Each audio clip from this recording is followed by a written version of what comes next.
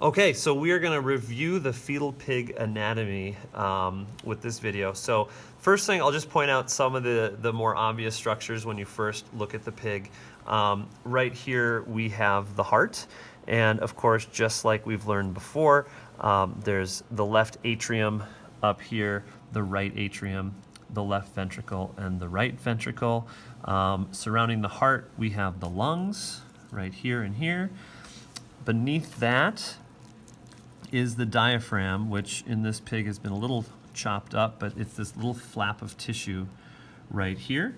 And the reason it's chopped up is because that completely separates the thoracic chest cavity from the abdominal cavity. And so that has to be sort of cut in order to open the pig up effectively. Just below the diaphragm, we have this large organ, which is the liver.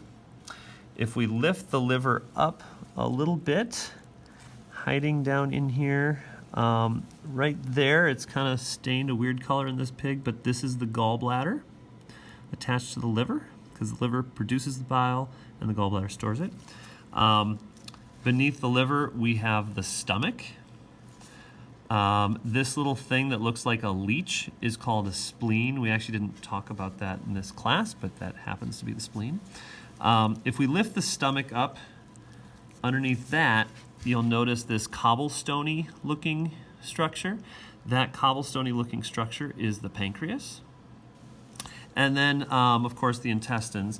The small intestine is this region right here, where it's pretty crinkly and I guess we'll stick with crinkly. This is the small intestine. And then here, where it's just a little bit smoother in appearance and not quite as wavy, this is the large intestine. And then that large intestine eventually turns into the rectum, which is going to carry waste out of the body. So then we'll kind of move back to the top part of the pig. If you open the mouth, you've got the hard palate and the soft palate. That sort of separates the oral cavity from the nasal cavity. And then this little flap of tissue is the epiglottis, which closes over the airway when you swallow food. The tongue, obviously, and then these little scratchy bumps back here and up here, those are called the papillae, Filiform papillae. If we lift that up, you can see this fairly rigid tube right here. This is the trachea. That's the airway for breathing. And then right above that trachea, the swollen region, is the larynx. Underneath the trachea, if we kind of push that out of the way, below that we see the esophagus. And the esophagus is a muscle that can squeeze food through. So the esophagus can be kind of flat like this because it's going to squeeze the food through using muscular activity, whereas the trachea needs to be wide open in order to allow air to go through. If we look at some of the, well, let's go down here. If we pull the intestines back, we see the kidneys here on either side. And you can see some blood vessels. You've got the renal vein in blue and the renal artery in red going into the kidney. And then coming out of the kidney is this tube, which is the ureter. And then that tube leads to this structure. It's actually kind of embedded in the umbilical cord a little bit. That is the bladder. And then the urethra is the tube from the bladder out to the exterior of the body, and that kind of goes down into the pelvic area there. This happens to be a male pig, and so you can see the testes here. We cut into the scrotum, and there's the testis is right there, and they're not exposed, but the vas deferens would connect that testis to the urethra eventually. Blood vessels.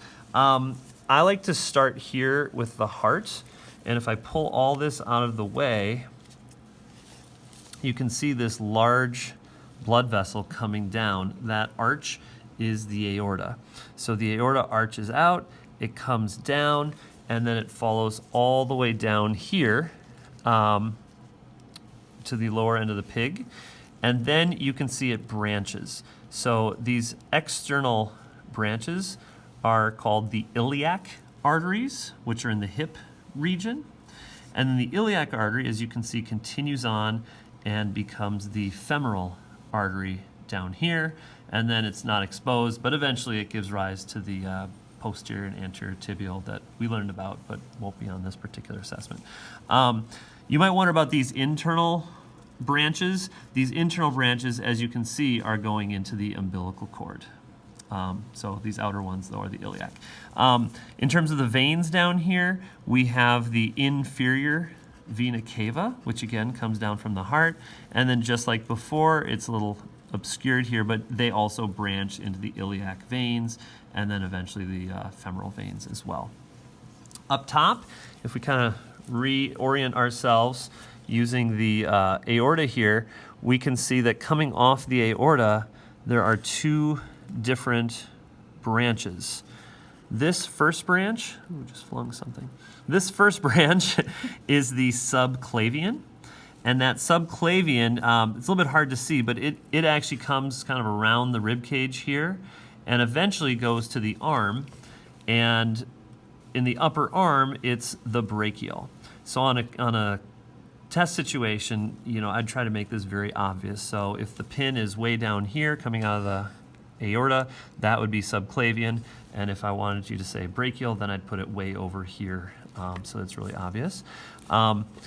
This other branch coming off the aorta is called the Brachiocephalic, and then that branches into blood vessels that eventually go up to the neck. They're not stained very well, but this is one of them. This is the left carotid artery, and then there's a right carotid artery here.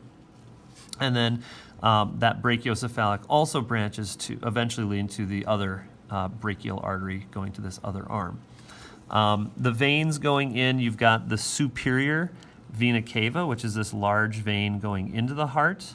And then eventually that superior vena cava is fed from these jugular veins, which are the veins that come down from the head. So I think that's a pretty good overview.